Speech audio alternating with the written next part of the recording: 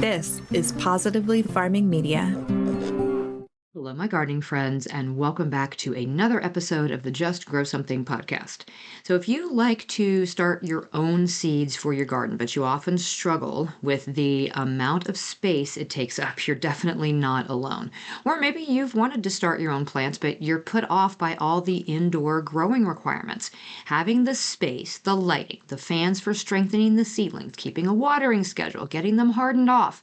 Starting transplants from seed indoors can often feel intimidating or be overwhelming. Even for me, someone who has an entire room dedicated to seedlings with shelves and lights and fans and water systems, I run out of room every single year, and I need to adhere to a strict schedule to get plants rotated out to the greenhouse to make way for more plants in the basement.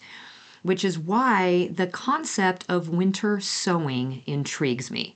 I always wondered why we just couldn't plant the seeds that we wanted to grow out in the garden in the winter and let them naturally come up on their own. Now, apparently, about 30 years ago, someone else had that same question, and she came up with a modified way to approach it with great success.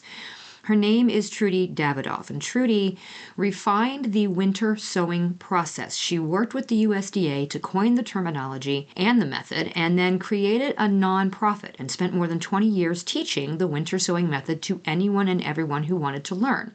I joined the Winter Sowers group on Facebook and watched YouTube videos and read posts from Trudy herself, and I am ready to start winter sowing as a way to germinate some of my own seedlings this year. So this episode, we're going to go over the technique of winter sowing, the do's and the don'ts, the basic list of supplies that you'll need, and how to get started. It's meant to be inexpensive and easy. There is really nothing technical about this, and I think we can all do this with both vegetables and flowers for our gardens. Let's dig in. Hey, I'm Karen, and I started gardening 18 years ago in a small corner of my suburban backyard. When we moved to a 5-acre homestead, I expanded that garden to half an acre, and I found such joy and purpose in feeding my family and friends. This newfound love for digging in the dirt and providing for others prompted my husband and I to grow our small homestead into a 40-acre market farm. When I went back to school to get my degree in horticulture, I discovered there is so much power in food, and I want to share everything I've learned with as many people as possible. On this podcast, we explore crop information, soil health, pests and diseases, plant nutrition, our own nutrition, and so much more in the world of food and gardening. So grab your garden journal and a cup of coffee and get ready to just grow something. So what is winter sowing? The USDA definition now that was developed with the help of Trudy is winter sowing is a propagation method used during the winter where temperate climate seeds are sown into protective vented containers and placed outdoors to foster a naturally timed, high percentage germination of climate-tolerant seedlings. Okay, so in plain English, basically, you're sowing your seeds that you would normally plant outside in the spring earlier than what you normally would, and you're planting them out in an area that is protected so that they can come up on their own when they think that it is the best time for them to come up. Obviously, the seeds know best, right? So winter sowing doesn't get you early plants. It gives you the hardiest plants that you can get. It's essentially just a method of starting seeds outdoors. You place the seeds outdoors in protected and vented containers, either milk jugs or foil trays with plastic lids, large like 32-ounce yogurt containers, anything that you can recycle that's going to hold enough soil. And we'll get into those details here in a minute. But this method basically fosters a naturally timed vernalization and germination process, but it's in a protected space. So think of this like a cheaper, inexpensive, more readily available version of a cold frame. A very high rate of germination is common with this sowing method. It's really good for perennials, hardy annuals and half hardy annuals. You can't really do this with tropicals because obviously they just can't stand that type of cold. But you can do this for both flowers and vegetables. What's a hardy annual? Anything that is very cold tolerant, even as a young seedling. Half hardy annuals are those that can be like directly sown into your garden after the last frost. Again, you do not want to do this with any annual seeds that do not tolerate any kind of extended cold. Those you can do with spring sowing, and we'll talk about that at the very end. It's great for perennial native plants and florals if you're adding those to your gardens. And if you are in a temperate climate, a four-season climate, you can really sow just about any seed can be winter sown. So your climates are a little bit different. For the rest of us, we have to be careful about what it is that we're planting. But why would you want to do this? Well, like I mentioned, sowing seeds indoors can be tricky sometimes. You need to have lights, you have to have the right amount of heat, you have to have airflow and the space to do it. If you're doing that in the winter sowing containers, you don't need any of that stuff. You don't have to worry about damping off or fungus gnats. You don't have to worry about watering as frequently. And the biggest thing to me is that there's not going to be any hardening off that is needed. These plants are already going to be coming up and ready to go. So they are going to be more hardy and very, very sturdy. Again, I want to emphasize here that the intent behind this is not to plant or to get earlier plants. We just want better plants. We want plants that have been gotten off to a better start, right? Like I also mentioned already, the germination rate on this type of a planting is supposed to be phenomenal. I will preface this by saying I have not started to do this yet. This is my first time. So this is all research that I am passing on to you that I am using to do this winter sowing for my first try this year. But what I'm excited about is that you can start these seeds in batches without delaying their germination or their growth, which is one thing that I often struggle with when I am trying to plant hundreds of seedlings in my basement. I'm trying to start all of these seeds all at once that all need to be planted out all at the same time. If I start with winter sowing, I can do these seeds in batches and I'm not worried about when they're coming up because they're going to come up when they're ready.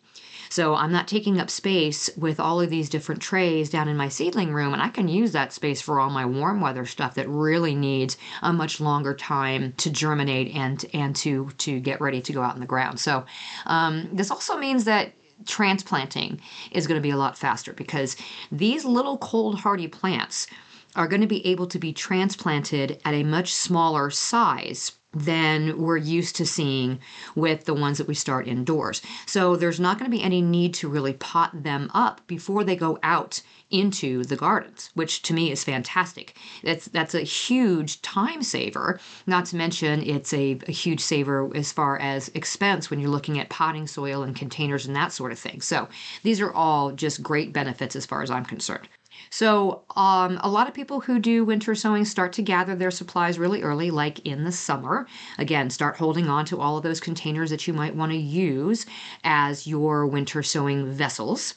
And then you start planting. Usually the guidance is to wait until after the winter solstice. So we're beyond that point now, and you can keep going all the way through until April. There really isn't a real rigid timeline. There are just guidelines to this. So this is going to vary by region. The overnight temperatures are really what matters, especially if you need something, you have something that needs to be cold stratified. You want it below 50 Fahrenheit for at least 8 weeks. But if it's not something that needs that cold stratification, then you can basically do it at any time. You can plant in stages all the way through when those overnight low temperatures start to get above 50 Fahrenheit. These are the plants that you're looking at transplanting out in the spring or even the very late spring, early summer.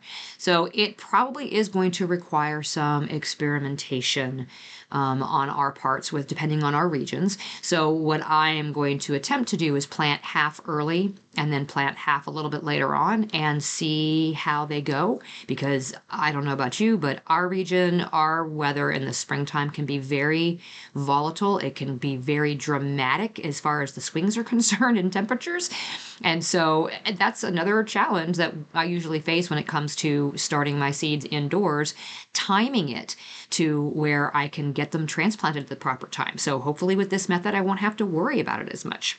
Some general guidelines for when to start certain plants, January and February. And again, this is in sort of most areas, not your super coldest, not your super warmest. So anything I would say zones maybe 4 through 8.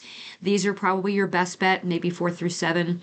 The beginning of the year, January and February, starting after the winter solstice, your earliest vegetables. So spinach, kale, Brussels sprouts, snow peas, broccoli, cabbage, chard, all of those types of things. Your herbs, specifically your perennial herbs, thyme, oregano, sage, parsley can probably be done at this time too.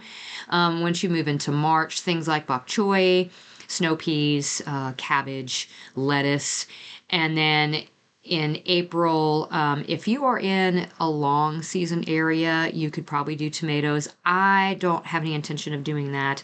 I will probably try basil and cilantro. But for me, our season, our warm growing season is short enough to where I really think I do want to get an earlier jump on tomatoes and peppers for sure, just due to their long season heat requirements. But if you're in an area where your season is very long, by all means, give it a shot. Try doing tomato plants in winter sowing conditions and see if you can get them transplanted out and get a harvest out of them. I wouldn't hedge all of my bets on that, but why not give it a try and see? And the reason for that is because the supplies that you're using are basically just items from around your house. This is nothing that you should be spending a ton of money on. Other than the potting soil, most of what is required for winter sowing, you can gather from around the house and from things that you purchase from the store anyway, which is why I said, start early in the year collecting your containers. You don't want to wait till the last minute and try to scramble trying to find containers to plant in. What type of containers are we talking about? Any clear or opaque container that holds 3 to 4 inches of soil and that has headroom for the seedlings to grow, about 2 inches or so. You will see if you look up winter sowing, a lot of people gathering milk jugs. And this is probably the most common thing now, just because it's something that's readily available to a lot of people. It's also something that is easy to sort of stack up and store until you're ready to use them. But milk jugs are not a requirement. We actually don't have milk jugs at my house. I go to our dairy to get our milk directly, and I use glass containers. So I don't have milk jugs that I can use, but I do collect anything else that we see that comes into the house. We don't use a lot of plastic, so I just sort of hang on to anything that is a plastic container, whether it's a large yogurt container or something that for cottage cheese. Vinegar, I do use a lot of white vinegar, and so those containers, I will save those and use those. Large cat litter containers, takeout containers that have sort of solid bottoms but clear tops on them, those are fine too. Anything that you can use that, again, is going to hold enough soil. You want 3 to 4 inches of soil, and you want the lid or whatever you're cutting to create the lid to give you at least 2 inches of space, okay? You're also going to want a way to label these containers, and you want it to be something that's UV resistant, because remember, these things are going to go out right now. They're going to sit outside all the way through until the spring, and so it's going to be subjected to the elements. Permanent marker is not actually recommended because that marker may fade. So I've seen grease pens or grease pencils recommended, paint pens, those sorts of things. So any way to label the containers and the plant labels that is UV resistant. You do want plant labels. You want knife or a pair of scissors, some duct tape or packing tape, And then potting soil. We're not talking topsoil here. We don't want black garden soil. You definitely want a potting soil, and preferably one that doesn't have high levels of added nutrients in it. So don't go grab the Miracle Grow stuff off the counter, off the shelf that's got really high levels of nitrogen. That's actually a really wasted resource when it comes to seed starting anyway. And speaking of seed starting, you probably don't want to use seed starter mix either. It's too light. It likely will not retain enough moisture. So this is a little bit different than what you're going to do inside. You also don't want to use previously used potting soil, because the one problem that I have seen some people have with this planting method or this seed starting method is algae growth. If these things are sitting outside and you have a high moisture content and then you have the sun warming it up just a little bit, if there are any algae spores in there, they are going to rapidly develop in that container. And previously used potting soil is more than likely going to have those spores already. So start with new potting soil if you can. It just needs to be able to drain well, and you don't want there to be a lot of compression when the soil is wet. So that's the reason why we don't want to use a topsoil or a garden soil. So potting soil for sure, and something that doesn't have a whole lot of nutrients already in it. You also want probably a rubber band, or at least a ruler. I'll explain the rubber band here in a minute. And then, of course, your seeds, whatever it is that you want to plant. So step by step, what do we do with winter sowing? Start with clean containers, first of all, right? If it's had food in it, make sure that you've rinsed it out with bleach a little bit. Let it dry a day or so before you get ready to use it. You do want a fairly sterile environment to start with, just like any other seed starting method. We don't want to encourage anything in there to grow other than our plants, right? So take your containers and then make drainage holes in the bottom of the containers. 4 larger holes in the bottom of, say, a 1-gallon milk jug would be fine. 8 smaller ones is fine too, whatever works best for you. One way, to make this a little bit easier, like if you've ever tried to poke a hole in something that is like a flexible plastic, sometimes it can cause that container to collapse. So if you can put them upside down into a container to help hold them steady while you're poking the holes. You can also freeze a little bit of water in the bottom, so that when you flip it over, it's solid, so it doesn't help them, or it doesn't cause them to collapse. But whatever means necessary, go ahead and get some. Make sure you have plenty of drainage holes cut into the bottom of the containers. The next thing you're going to do is measure and cut.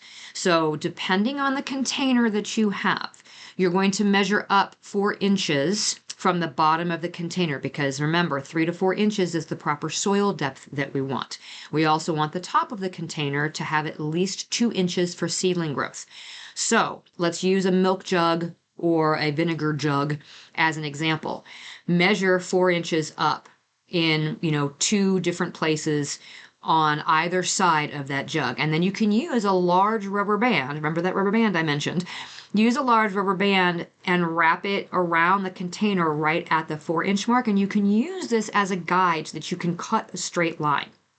So essentially, we're almost cutting this jug in half, but you're going to leave one part. Generally, it's the easiest to do it is right where the handle is. Leave one part uncut, and this is going to act sort of as a hinge.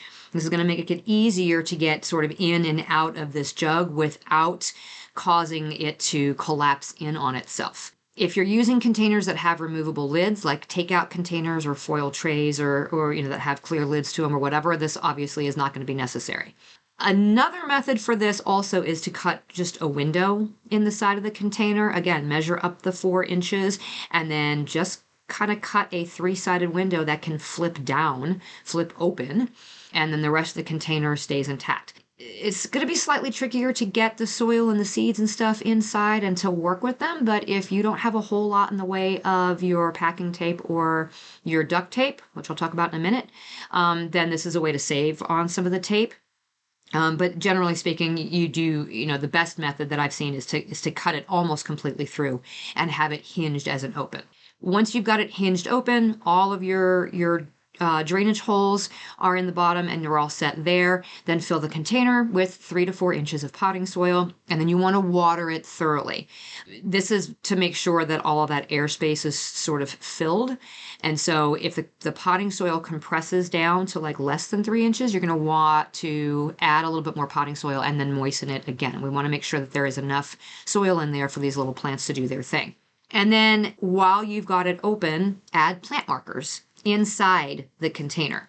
So there's a couple of reasons for this. Number one, if you have a marking on the outside of the container, and that's the only marking that you have, if it's exposed to the elements and it eventually fades and you can't read it, you no longer know what it is that you planted in the inside.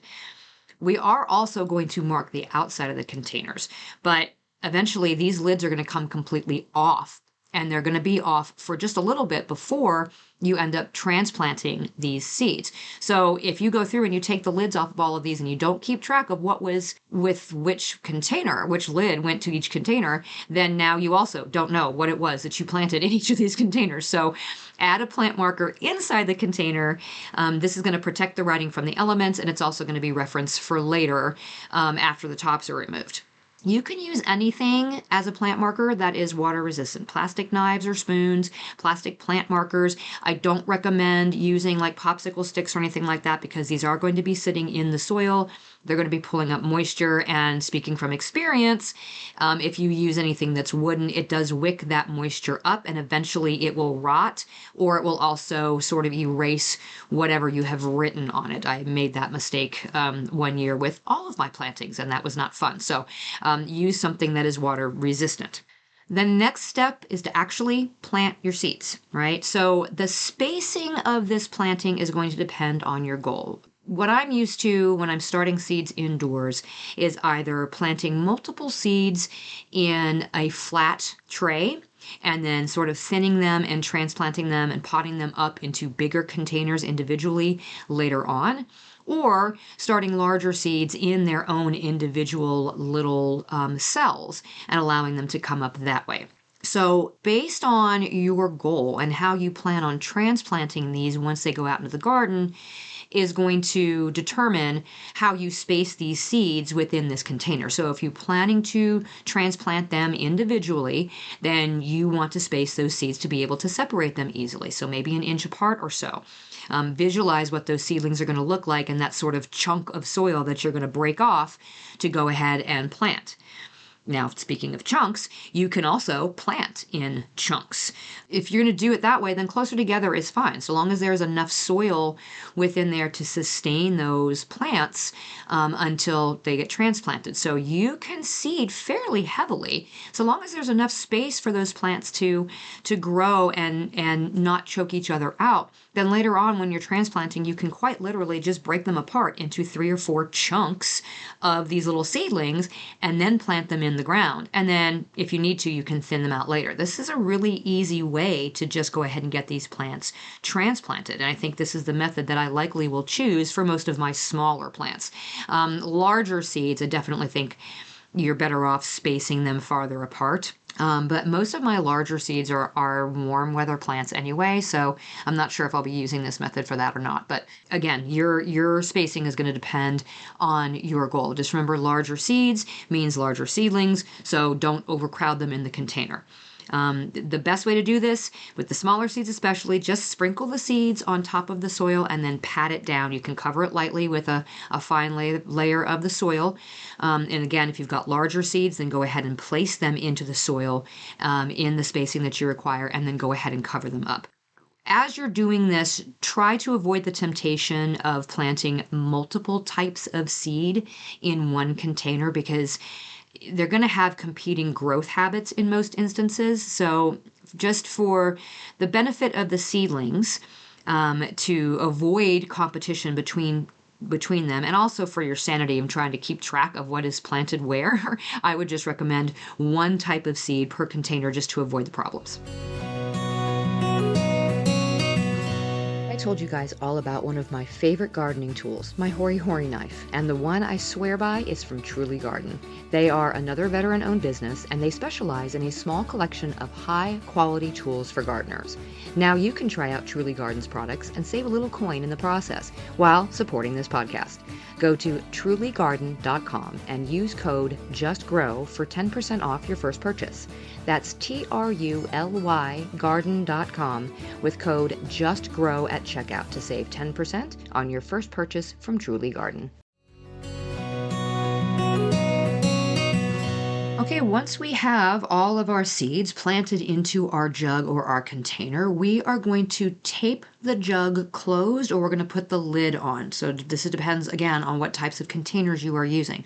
So if you are using a milk jug or a vinegar jug or any other container that has a small lid to the top of it, you want to remove it. And discard that lid. If you're using a container that has a solid lid, like maybe you're using a takeout container, a yogurt container, a cat litter bucket, then make sure that you are poking holes in the top of the lid. This opening in the milk jug or the holes that you poke are going to serve to both allow water in, but then also vent hot air out when necessary. Think about a greenhouse. You can't keep a greenhouse completely closed up all the time, or you will literally cook the plants inside. There needs to be some venting. Same thing with these little guys. Even though we're not really creating a greenhouse, you can definitely create a greenhouse effect if there isn't any way for that hot air to vent out. This is also going to allow your natural cycle of things to hopefully give these plants some moisture as they're trying to sprout. So if you've got rain or snow, that's great. It's going to water it for you. But it's also going to allow you to be able to water yourself if you need to later on if you see that they're starting to dry out. So the next thing you want to do is label the container. So you've already labeled the plant inside with some sort of a plant marker. Now we've completely closed our container up and we need to label the outside of it. Doing this on top is going to make it really easy to read while the container is closed, but whatever location you prefer is fine.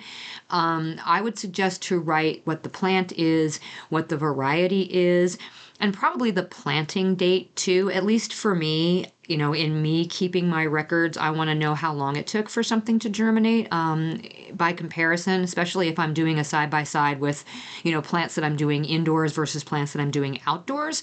I just think it would be good future reference if you have the planting date on there. You may not necessarily want that. That's fine. Make sure, again, that you're using a UV-resistant marker of some sort, a paint marker, a grease pen, a plant marker, something that's not going to fade. You can either write it directly on your surface, or if your surface isn't real conducive to writing or even being able to see it, like those clear lids for takeout containers, or the foil casserole, trays or whatever, those plastic tops aren't really great, I don't think, for reading. So you can just use a piece of duct tape on the top of there and then write directly on the duct tape and mark it that way. And then you're going to put them outside. Find a spot where obviously they're not going to get, the lids aren't going to get blown away or blown around or whatever. But find a way to be able to easily move them if you need to, because again, as our seasons change, you might have it in an area that gets good morning sun and it's, not too hot in the afternoon, but as the seasons change, it very well may end up being too hot. You may have too much sun. So you can put them in crates so that you can easily move them around if they, need to be moved, or if they get in your way. It's fine when it's snow on the ground and you're not going out there and walking around, but you have them on your back deck and you want to start using your back deck, you may want to move them. So just put them someplace where they're sort of out of the way, but they do get some sunlight, and leave them be. Snow cover is fine. Ice is fine. You want the moisture. Just let them sit there. You are going to want to monitor them, and we'll get to that here in a second, but that essentially is all you need to do. Just follow those steps that I talked about and then leave them alone. So start with your clean containers, make your drainage holes, measure and cut your container if you need to, fill it with the potting soil, plant your seeds, tape it closed or put the lid on, label the container, and throw it outside. I cannot stress enough that Trudy, the creator of this method, is constantly saying, this is not supposed to be hard. This is not supposed to be fancy. This is supposed to be easy. It's supposed to be not labor intensive. So don't overcomplicate it is basically what it boils down to. Now, are there some tips for success? Absolutely. Some handy tips that I have come across while researching this. One is to place a coffee filter or some other type of sturdy paper or cloth in the bottom of your containers if you live in an area where slugs are a problem. Because if you got those drainage holes, especially if you're using larger drainer holes, where you have a heavy slug issue, the slugs can get in through those drainage holes. Plus, if you're using larger drainer holes, this is also going to help keep the soil in too. So it keeps the slugs out, keeps the soil in.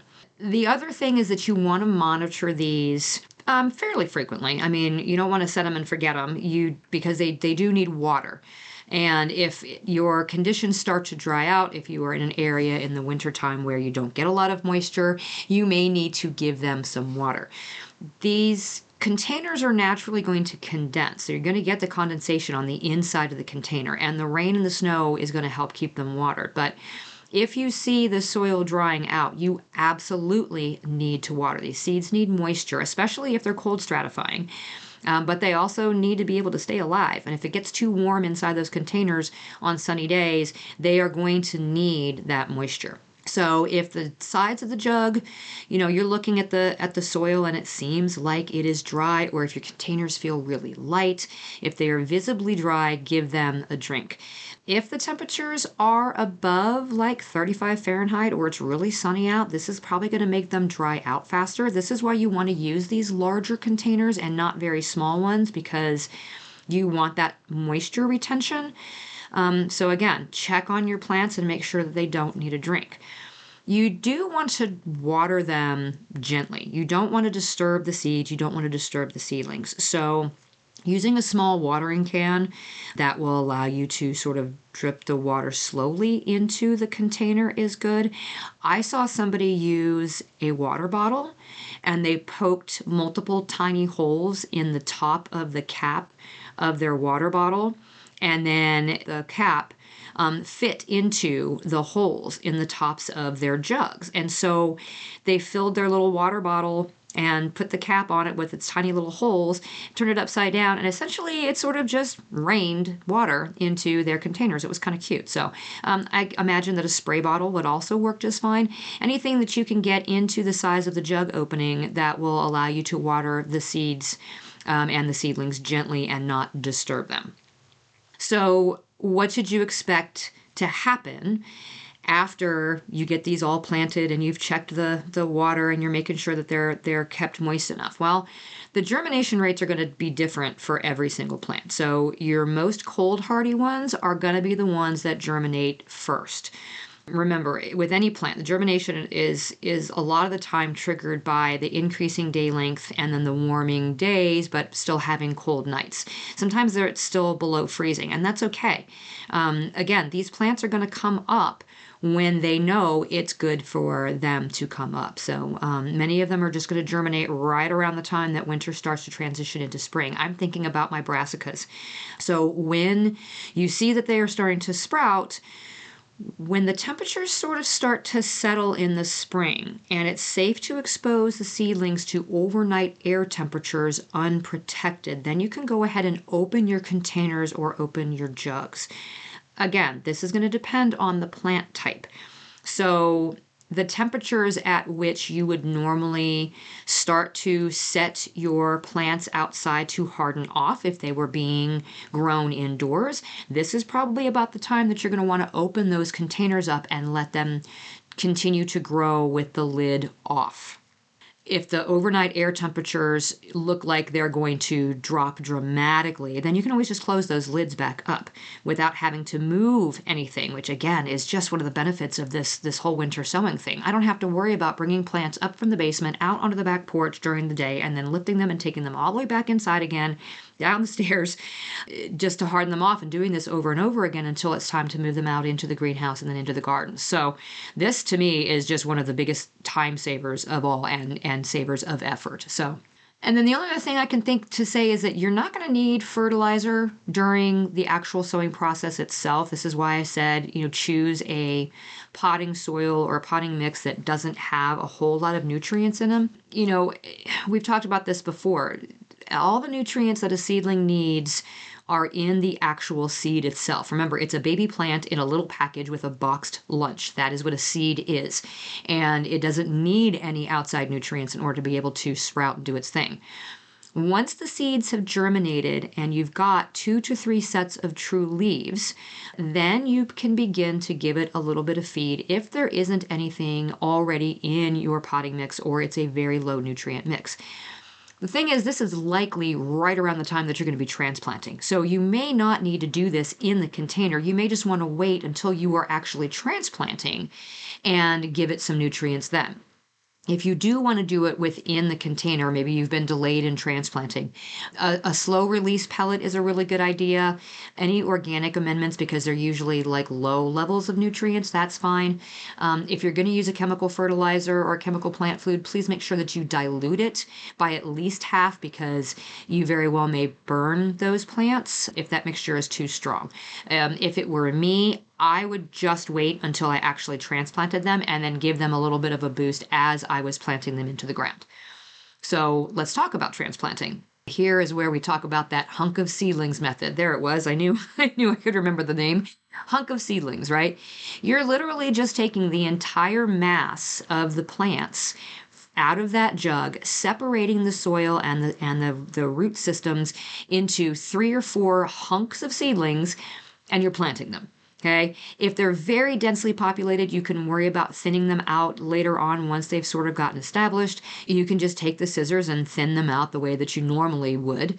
If you seeded your plants in the containers with the proper spacing, like how you would plant them out if they were in individual cells, that's fine too. You're just going to separate them in the soil with 1 plant per section and transplant them. Again, this is probably going to be with your larger seedlings, is the way that you would have done that. But I like the hunk of seedlings method. It really just takes the effort out of it. So just make sure that the soil is moist before you separate them and transplant them. It's definitely easier on the roots when you move them around. This goes the same with anything that we're transplanting, but specifically with this method. And then where you plant them is entirely up to you. You can put them into pots, you can put them into raised containers, you can plant them in in-ground beds, whatever it is. The timing on your transplanting, again, once your seeds or your seedlings, I should say, have gotten 2 to 3 sets of true leaves, this is when you're going to go ahead and transplant them. In general, they're going to be ready because they have germinated at the proper time, and the weather should be ready for them. So unless you see something really extreme coming that would preclude you from transplanting them at that point, just go ahead and transplant when they look like they're ready. So I mentioned earlier spring sowing. So everything that we talked about really does work best for plants that you would be transplanting in the spring when the temperatures are still cool or cold. But if you are interested in doing this with more tender annuals, the plants that would be transplanted much later, late spring, early summer, you can use the same method. You just start them later. So rather than starting your jugs or your containers, right around or shortly after the winter solstice, you're going to put them out when the daytime temperatures are starting to warm up, but the overnights are still cool or cold. You just want to make sure that it's not going to be dipping below freezing, because we're talking tender annuals here. So even in their seed stage, they could be damaged, and certainly once they've already sprouted. So if you're going to do this, just make sure that you are putting more ventilation into your containers, because your daytime temperatures are going to start to get much warmer, much more quickly, and it can get too hot in those little containers and literally cook your seeds or your seedlings. So that greenhouse effect is going to be way stronger. So make sure that you have a way to ventilate those containers. Again, this is kind of akin to cold frames, only smaller and cheaper. So I think it's a good way to not only save space and equipment inside, but it's also a really good way to get these seedlings started while you're protecting them from wildlife, like things like squirrels and voles. If you usually plant seeds into containers outside and wait for them to come up, but you find that the squirrels are digging them up and carrying them away. This is another really good way to sort of get them to a size where it won't be as easy for the squirrels to decimate them. So what things would we not want to winter sow? Like I said, we don't want to do tropicals. They're not conducive to this unless you are in a more tropical area, zone 9, 10, or warmer, where you guys are growing year round. Then you could use this method. That's fine, but you likely don't really have a very long winter per se. So you can plant just about anything. You also don't want to do anything that is a bulb. No acorns, nothing that grows from a rhizome, and nothing that you would want to root from a cane. These types of things are going to be more prone to rotting inside one of these containers because there's just too much moisture in them, and anything that's kind of soft-sided like a bulb or a rhizome or something is just going to rot. So that you don't want to do with winter sowing. Again, your best candidates are those cool season crops. And anything that requires cold stratification, particularly flowers or perennial native plants that require a long cold period in order to be able to germinate. I am super excited to try this method specifically for my spring brassicas. I actually had almost come to the decision that I was not going to grow any broccoli or cauliflower this spring because it is just such a delicate dance of the timing between figuring out when to start them indoors and then getting them hardened off and then timing the planting to where it's not so cold that they're going to freeze and die, but it's also doesn't suddenly get warm so fast that they just decide to bolt. 95% of the time, my broccoli will bolt, and I end up just getting side shoots, which is fine, but they take up a lot of bed space in the spring for me to just be getting a handful of florets off of each of them. So it just didn't seem like it was worth it. And then the cauliflower, again, is completely hit or miss. Sometimes I will get great cauliflower, and sometimes I don't get anything because they bolt.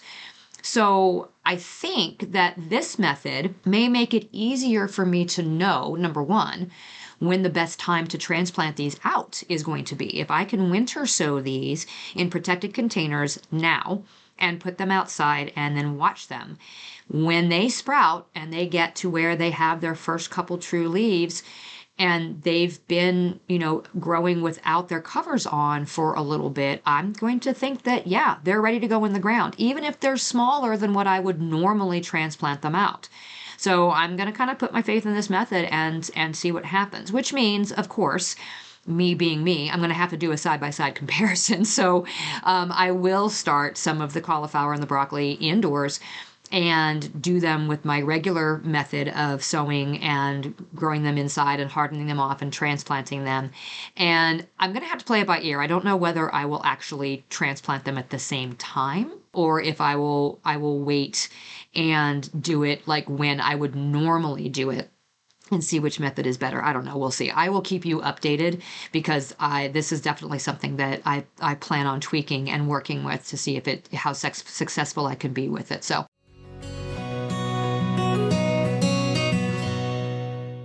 if you want more information about this, like I said, the Winter Sowers group on Facebook, if you're a Facebook person, I will leave a link to that in the show notes so you can request to join that group. Tons of great information in there. People who have been doing this for years and years and years.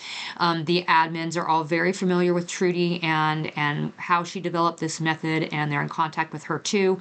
And so, you're basically getting all the straight scoop from the horse's mouth, and it's fantastic. There's a lot to read in that group to give you information. You can also search winter sowing and find resources like on YouTube and that sort of thing. But really, that Winter Sowers group is a fantastic resource. Let me know if you're going to try this, because I would love to have somebody else sort of trialing this, and I would love to have a few people doing this alongside me in different growing zones, because I would like to see how this works. If you're in zone 8 in California, or you're in zone 7 just south of me in Arkansas or something, try this and let me know how it works for you. Let's keep some notes and make some comparisons and see if we can't continue to do this and make it an even better method for getting, our seedlings off to a really, really good start for this gardening season. So until next time, my gardening friends, keep on cultivating that dream garden and sowing those winter seeds, and I will talk to you again soon. You just finished another episode of the Just Grow Something podcast. For more information about today's topic, go to justgrowsomethingpodcast.com, where you can find all the episodes, show notes, articles, courses, newsletter sign up, and more. I'd also love for you to head to Facebook and join our gardening community in the Just Grow Something Gardening Friends Facebook group. Until next time, my gardening friends, keep learning and keep growing.